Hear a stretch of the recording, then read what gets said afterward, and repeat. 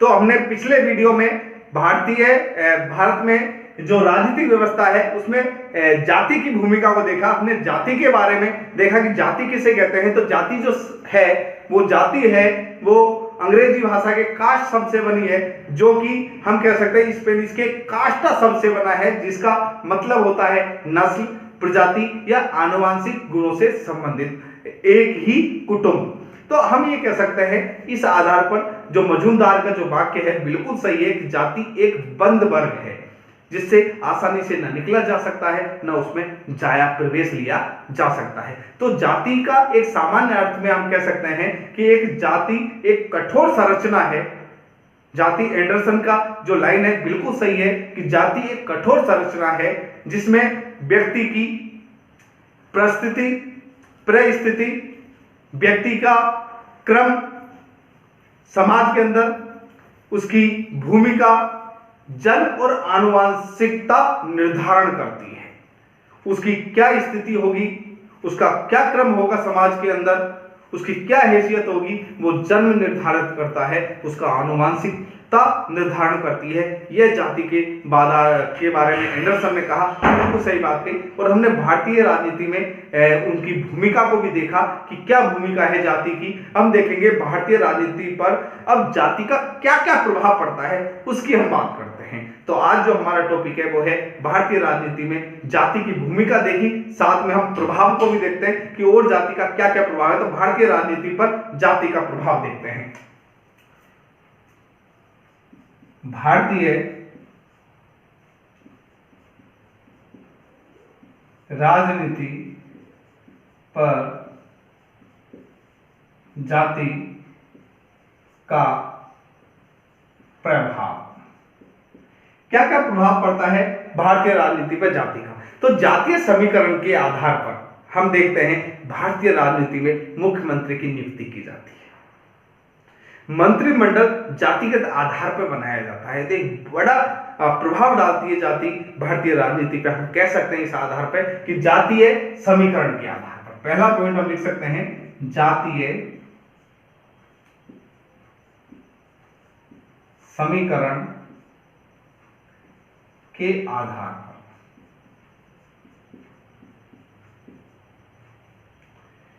पर राज्यों में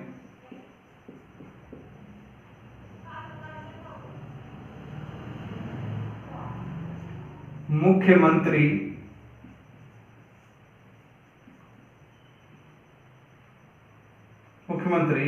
का चयन किया जाता है या नियुक्ति की जाती है। चयन नहीं होता है, व्यक्ति का नियुक्त होता है, नियुक्त की जाती है।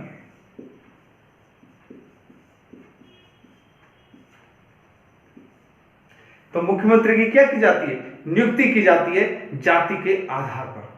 हम कह सकते हैं क्या की जाती है, नियुक्ति की जाती है, जाति के आधार पर नियुक्ति होती है ना, किसकी, मुख्यमंत्री की। अब इस बात को हम क्या कहेंगे, हम ये कहेंगे कि जातिगत समीकरण बनाए जाते हैं और जातिगत समीकरण के आधार पर उस राज्य में किसकी बहुल्यता है, किस जाति की बहुल्यता है, उसी के आधार पर उसी को मुख्यमंत्री के रूप में प्रोजेक्ट करके वोट हासिल किए जाते हैं। एक वोट हासिल करने के लिए उस व्यक्ति का चेहरा सामने लेके आया जाता है। हम अगर जीते, अगर हमारी पार्टी सरकार बनाती है तो मुख्यमंत्री आपकी जाति का होगा। तो इस आधार पर एक जातिगत समीकरण बनाए जाते हैं और जातिगत समीकरण को देखते ही कि कितने लोग किस जाति से चुनकर के आए, उस आधार पर मुख्यमंत्री की नियुक्ति की जाती है। यही नहीं, इसके आधार पर मुख्यमंत्री के साथ मंत्रिमंडल की नियुक्ति की जाती है। जो मंत्रिमंडल है उसमें कौन कौन को मंत्री बनाया जाएगा, तो मंत्री को जाति के आधार पर चुना जाता है। जाति के आधार पर उसकी योग्यताओं को बाद में देखा जाता है, पहले इस जाति के लोगों को लो भैया, अन्यथा आगे वोट नहीं मिलेंगे। लोग कहते हैं हमारी जाति का हमारा आदमी क्या बना है, मंत्री बना है। तो एक बहुत बड़ी ये बात हो गई है कि मंत्री बनाए जाते हैं तो जाति के आधार पर बनाए जा रहे हैं हम भारतीय राजनीति में। एक बहुत बड़ा प्रभाव है जाति का। मुख्यमंत्री की नियुक्ति जातिगत समीकरण को देख के की जाती है। मंत्रियों की नियुक्ति जातिगत समीकरणों को देख के की जाती है कि कितने लोग चुन करके आए, उसमें किस जाति के कितने लोग हैं, उनको कितना स्थान देना है, ये आधार बनाया जाता है। नहीं कि योग्यता आधार बनाई जाती है ना जीतने का। ये देखा कि इतने सालों से जीतता रहा, इसने इतने अच्छे विकास कार्य किए, ये मंत्री बनने योग्य है, ये इतना पढ़ा लिखा है, इसकी योग्यता ये है, उन चीजों को नजरअंदाज करके जाति को ज्यादा महत्व दिया जाता है भारतीय राजनीति में। निर्वाचक में जाति का प्रभाव है। अगर हम बात करते हैं निर्वाचक में,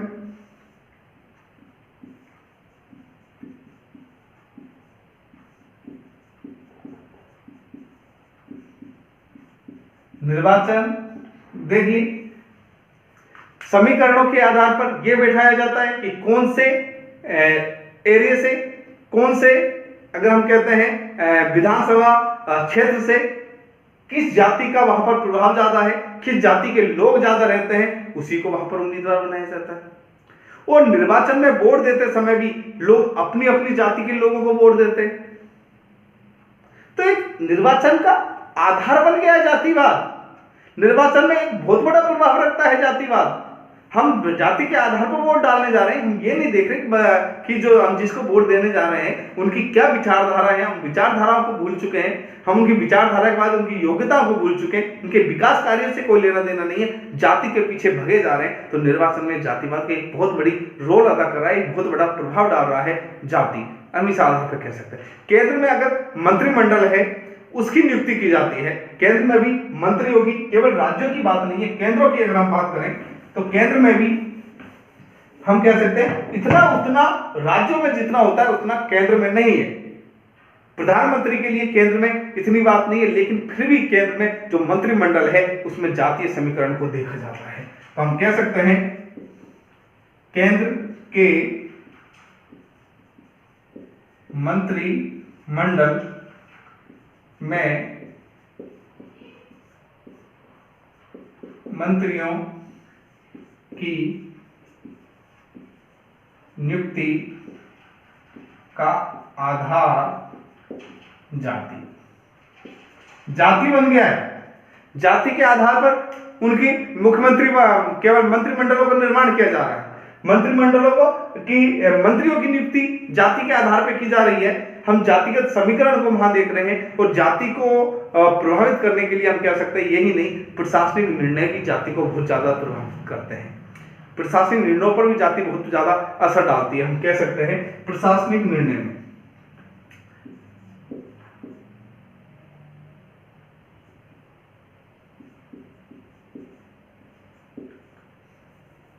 अगर हम बात करते हैं किसकी, प्रशासनिक की, तो बिल्कुल हम कह सकते हैं प्रशासनिक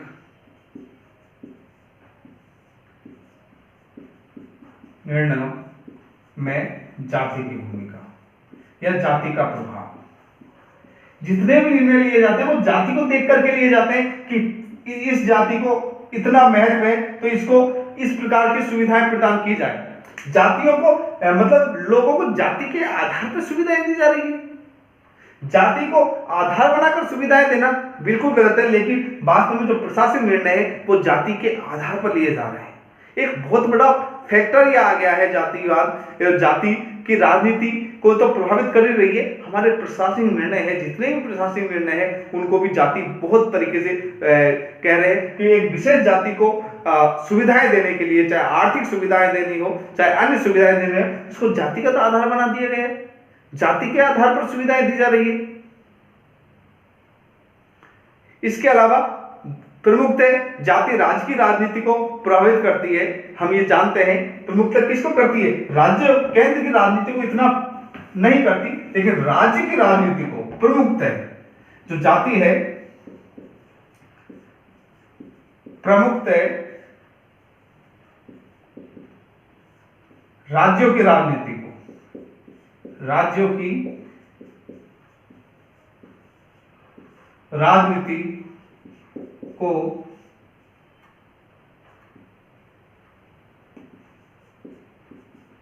प्रभावित करती है। राज्यों की राजनीति को प्रभावित करती है। हम महाराष्ट्र में देखें ब्राह्मण, मराठा, महार उस आधार पर हो रहा है। केरल में देखें नायर, और हमने बात की थी ये जो उनके बारे में हो रहा है, बिहार में राजपूत है, ब्राह्मण है, खेतीहर है, उनके आधार पर वोटों का करण हो रहा है। तो एक तरीके से राज्यों की जो अगर हम बात करें राज्यों की राजनीति है वो तो पूरी तरह जातिगत राजनीति में बदलती जा रही है, जातिगत राजनीति हो रही है।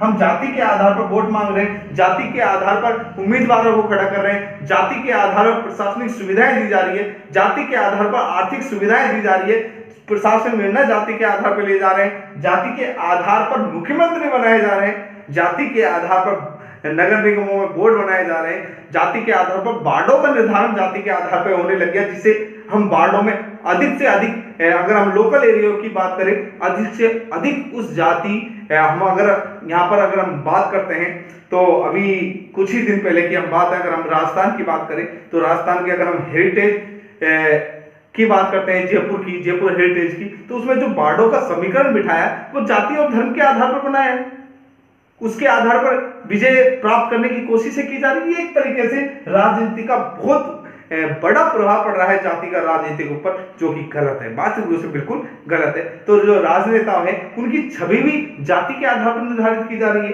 हम कह सकते हैं राजनेताओं की छवि, राजनेताओं की जो छवि है वो जाति पर आधारित है। कैसे है राजनेताओं की छवि जाति पर? अरे साहब, हम राजस्थान की बात करते हैं, कर्नल किरोड़ी बेंसला, गुर्जरों का मसीहा। अब बताओ क्यों जाति के आधार पर बनाया जाता है? किरोड़लाल मीणा, मीणाओं का मसीहा। तो ये जातिगत आधार पर नहीं, जाति का आधार नहीं है। पायलट साहब गुजर, उसके लिए गुजर आंदोलन कर रहे हैं साहब, इसी को मुख्यमंत्री बनाया जाए। तो कहने का मतलब जाति को आधार बना करके किसी पार्टी की ओर जाना, किसी विचारधारा को अपनाना वो बिल्कुल गलत है। लेकिन जातिगत आधार पर राजनेता अपनी छवि बना रहे हैं, जाति के आधार पर विचारधाराएं चेंज की जा रही है, बिल्कुल गलत है। लेकिन क्या करें, दुर्भाग्य है कि भारतीय राजनीति पर जाति का इतना बड़ा प्रभाव पड़ रहा है। तो हमने आज जाति की राजनीति पर जातिगत प्रभाव को तो देखा, अब हम देखते हैं जाति और राजनीति में क्या क्या संबंध है, उसकी भी बात कर लेते हैं। जाति और राजनीति में संबंध को देखते हैं।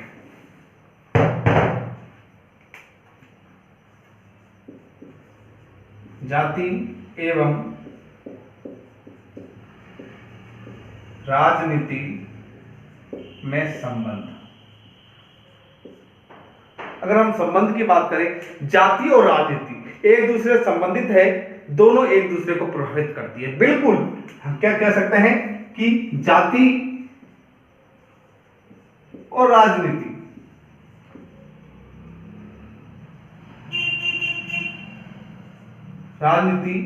एक दूसरे से संबंधित है, एक दूसरे से संबंधित है और एक दूसरे को प्रभावित करती है, एक दूसरे को प्रभावित करती है।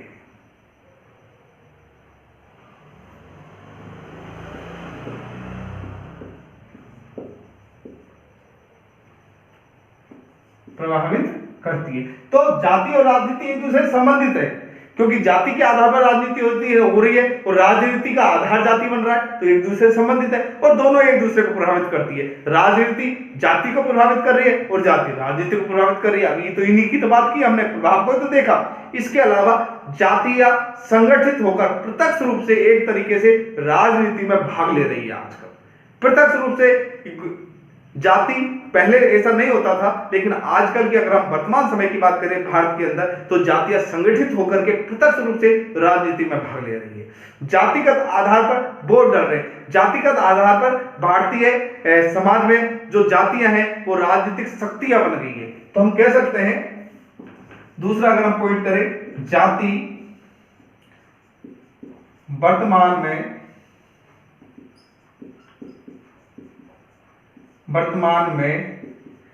संगठित होकर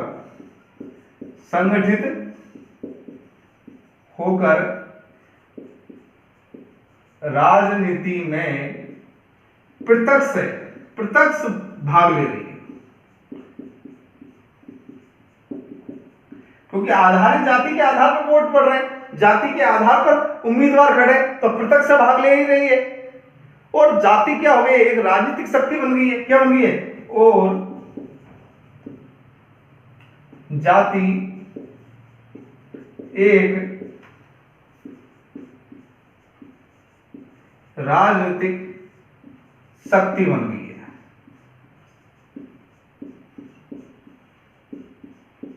क्या बन गई है? राजनीतिक शक्ति बन गई है जाति। तो हम कह सकते हैं इसके आधार पर कि जाति और राजनीति में गहरा संबंध है। और जाति की जो भूमिका है वो राष्ट्रीय स्तर पर कम देखने को मिली है, स्थानीय स्तर पर अधिक है। ये भी हम निष्कर्ष है इस संबंध के बारे में कह सकते हैं। एक तरीके से आप इसको निष्कर्ष के रूप में भी देख सकते हो और संबंध के रूप में भी देख सकते हो। हम ये इसको कह सकते हैं, अगर हम बात करें निष्कर्ष की, तो निष्कर्ष ये निकल के आ रहा है। ये क्या है? निष्कर्ष है कि हमने अगर भारतीय राजनीति में जाति का प्रभाव और भूमिका का प्रश्न किया है तो उसका निष्कर्ष क्या है? तो ये निष्कर्ष है उसका, ये हम कह सकते हैं जाति और राजनीति में क्या संबंध है, तो हम उसमें भी इस चीज को लिख सकते हैं। इसके अलावा हम देखें, हमने बात की और देखते हैं। देखिए, तो हमने क्या कहा कि जाति की जो भूमिका है वो राष्ट्रीय स्तर पर तो कम, राष्ट्रीय स्तर पर इतनी जातीय काम नहीं करे, राष्ट्रीय स्तर पर जाति की भूमिका कम, परंतु राज्य स्तर पर अधिक है,